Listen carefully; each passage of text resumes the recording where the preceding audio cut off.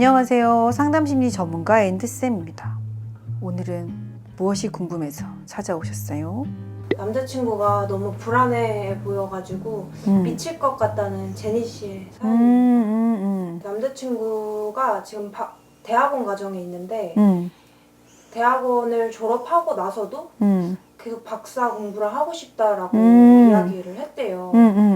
제니 씨는 계속 돈을 벌지 않고 공부만 하는 것이 뭔가 저 사람 되게 걱정된다, 불안하다 이렇게 얘기를 하시더라고요.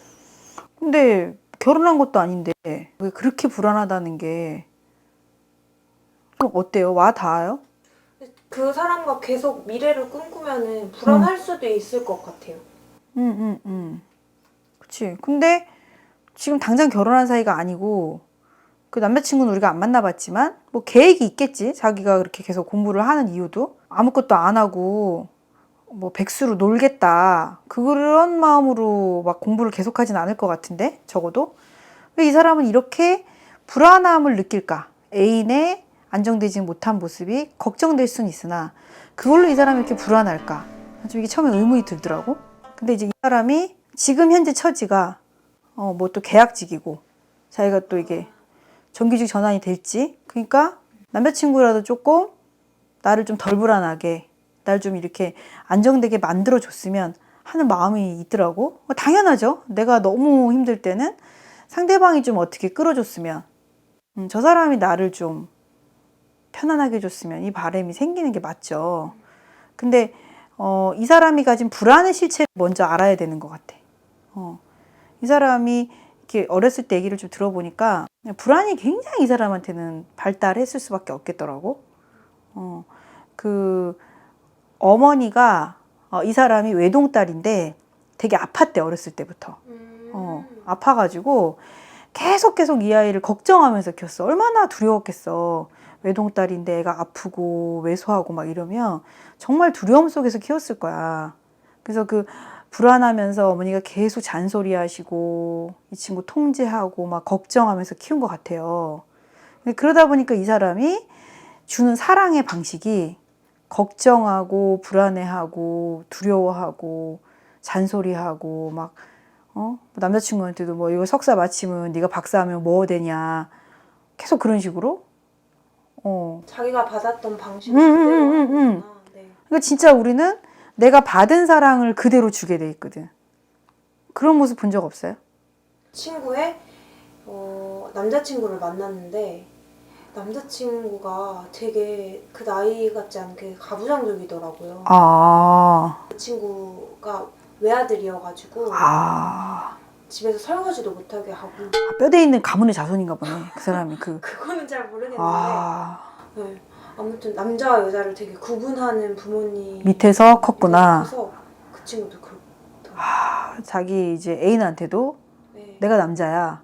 그러니까 우리가 받은 대로 진짜 그게 그냥 다야. 내가 거의 성인 될 때까지 영향을 받은 몇십 년의 그 환경이 이미 나한테 세팅이 되어 있는 거죠 사실. 그러니까요. 그걸 알아채지 못하는 것 같아요. 내가 받은 그런 게 너무 익숙해서. 그래서 내가 이분하고 얘기를 하면서 이 사람이 내가 정말 엄마한테 받았던 그 잔소리와 그 불안함 그거를 내가 그대로 주고 있구나. 나도 모르게. 근데 이제 이런 얘기를 되게 많이 하거든. 어떤 분은 남자친구를 그렇게 가르쳐. 왜 웃으세요? 저 아니에요. 예. 계속 너 이래서 되겠어? 막 이렇게 진짜 거의 따끔하게 남자친구 여자친구를 훈계하는 분들이 있어. 그럼 내가 왜 이렇게 무섭게 대하냐고. 아니 내가 맞는 말 해서 잘 되라고 하는 거다. 이거 뭔가 느낌이 이거 안 좋다. 이거 어디서 받은 거냐. 보면은 내 부모가 나한테 따끔하게 가르치듯이 했던 거야. 그래서 내가 속으로 아이고 덜컹하지. 이거는 사랑의 느낌을 주고 싶은데 못 줄 텐데 이러면.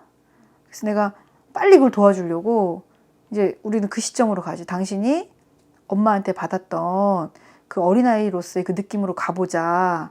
그렇게 따끔하게 혼날 때 어땠냐. 너무 막 무섭고 막 자신감도 잃고 위축되고 어쩔 줄 몰랐다. 그래서 그 엄마한테 어떤 느낌이 들었냐? 그럼 나 좀 봐줘. 막 나 어떡해. 막 되게 두렵고 벌벌 떨었다. 그 얘기를 굉장히 많이 하게 하거든. 그러면은 내 애인도 나한테 이런 느낌 받겠네요. 내가 이거 진짜 하면 안 되겠네요. 이제 그때서야 조금 알아차리거든. 근데 이제 그 전까지는 너무 당연한 거라서 따끔 가르쳐야죠. 그럼 어떻게 가르쳐요? 틀리면 안 되잖아요. 잘못하면 다 손해잖아요. 그게 너무나 몸에 밴 자동적 반응으로 나오는 거지. 근데 이제 과연 그러면 내 사랑이 상대에게 사랑으로 전달될까? 그것을 우리가 고민해 봐야 되는 것 같아.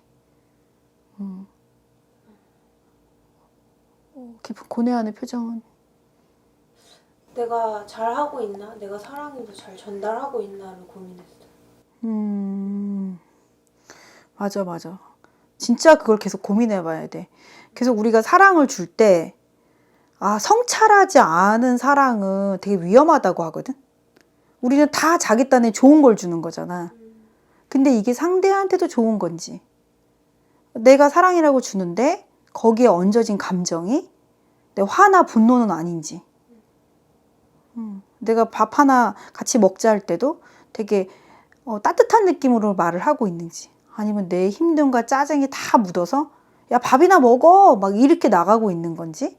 그래서 성찰하지 않으면 내 애인한테, 내 배우자한테, 내 자식한테 사랑을 주긴 주되 전달이 어떻게 되고 있는지를 계속 돌아봐야 돼. 안 그러면 순간 짜증스럽게 나가고. 그래서 나는 남편하고 서로 조금만 짜증스럽게 나오면 딱 멈춤을 해. 방금 뭐라 그랬지? 안 넘어가죠. 왜냐면 그게 쌓이거든. 방금 그 말이 좀 이상한데? 그러면 서로 빨리 정신을 차려. 미안. 내가 좀 오늘 피곤했어. 그래서 그거를 자꾸 서로 알아차려 주는 거 되게 중요한 것 같은데, 사실 근데 이제 이 사연을 보면서 나는 그런 생각이 들었거든. 이 사람이 남자친구가 불안하니까 헤어져야 될까 고민하고 있다. 근데 사실은 정말 내가 받은 대로의 사랑이 나가고 있다면 상대한테 진짜 좋아하는 상대인 거거든. 진짜 사랑하는 거야. 그냥 사랑의 방식이 그런 건 거야. 최근에 진짜 친한 친구랑 그 얘기를 했어. 그 친구가 자기 애인이 옷을 대충대충 입는 게 너무 싫대요. 고민이 있던 친구가 A라고 하면 그 옆에 있던 친구 B가 너가 그 친구를 덜 사랑해서 그래라고 말을 하는 거예요. 너가 덜 사랑해서 그런 모습이 다 싫은 거 아니야? 창피해 보인다. 네. 있는 그대로 안 보이고. 맞아요. 근데 생각해보면은 A가 다른 사람들한테 자기가 어떻게 보일까를 되게 신경 쓰는 친구거든요. 그러니까 자기 애인한테도 맞아. 자기 그런 부분을 투사해서 하는 게 아닐까? 맞아. 하는 생각이 들어요. 우리는 근데 단순히 그런 고민이 들 때 내가 덜 사랑해서 내가 이 부분을 견딜 수가 없어서 라고 생각하는 것 같아요. 저도 그랬고. 아니지. 자기답게 주는 거는 자기 전체를 준 거지 사실. 맞아요. 그걸 몰라요. 그래서 나도 이제 좀 의심이 돼서 이 친구한테 물어봤더니 그 사람 좋은 이유가 뭐냐, 그렇게 불안하면 헤어지지, 못 헤어지는 이유는 뭐냐 그랬더니 이 사람이 최초로 자기 말을 들어준 느낌이 난대. 자기는 되게 겁이 많은 사람인데 누구한테 이렇게 말을 하면은 약간 좀 속적으로 맨날 이렇게 그거 좀 해주지 이렇게 좀 이렇게 찌질부질하게 이렇게 말하는 느낌으로 자기는 겨우 말하는 사람인데, 이 사람은 그걸 기억했다가 꼭 해준대. 근데 자기가 태어나서 이런 사람은 처음이래. 얼마나 강렬하겠어 이게. 그래서 저거 먹어보고 싶다 그러면 꼭 그 맛집에 데려간대. 그 내 말을 그렇게 새겨서 들어준다는 게 얼마나 강렬하게 사랑받는 느낌이겠어. 맞아요. 그러니까 이 사람을 너무 좋아하니까 이 사람이면 나를 이끌어가도 좋겠다. 이 사람이 나를 보완해서 안 불안하게 길을 제안하면 그 길을 함께 가겠다를 마음을 먹은 것 같은데, 자기가 보기에는 계속 공부하고 뭔가 명확하게 아직 진로가 보이지 않는 게 불안하다라고 느끼는 거겠지. 그렇다면 이 사람이 고민해야 될 건, 내 불안을 사랑하는 사람한테 던지고 있구나. 내 눈에 씌어진 것은 불안의 세계이고 이 불안으로 상대를 보고 있구나. 아까 그 남자친구를 옷을 더 잘 입히고 싶은 그 사람은 남을 의식하는 내 마음을 상대에게 씌워서 보고 있구나. 그거겠죠. 그러니까 결국 그게 투사인 거죠. 우리의 모든 세상의 무엇은 다 나로 보는 거기 때문에 내 느낌, 내 기분, 내 판단으로 뒤집어 씌워서 보고 있단 말이야. 어떤 것도 객관적인 실체는 없어. 다 내가 보고 있는 거야, 그렇게. 그래서 자꾸 나를 성찰하고 내가 무엇으로 더 씌워서 상대를 보고 있는지, 내 마음에 무엇이 작동되고 있는지를 보지 않으면 우리는 절대 상대를 있는 그대로 볼 수가 없다. 내가 건강하지 않아서 불안한 거면 내가 내 건강을 내가 챙겨야 되는 건데 그것을 회피하면서 상대의 불안에 내가 계속 초점 맞춰서 상대를 자꾸 잔소리하고 상대를 통제하고 있구나. 오늘의 이야기에서 또 우리가 또 교훈을 찾아야겠죠? 뭐 이야기하면서 했어요. 내가 지금 뭘 투사시켜서 그를 고통스럽게 하고 있나? 그래요. 맞아. 저는 최근에 내가 이렇게 막 유튜브 하고 막 이런 것들 막 버겁게 막 해내고 있으면서 나 자신이 되게 지지를 달라고 되게 그것을 요구하고 있는 것 같아. 남편이 자기 일에 빠져서 내가 하는 것들에 대해서 좀 덜 지지하는 것 같을 때 내가 되게 서운해지는 것 같아.